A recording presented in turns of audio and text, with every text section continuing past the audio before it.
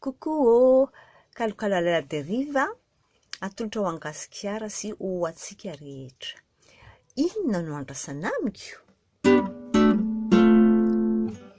Inona no andrasana amiko?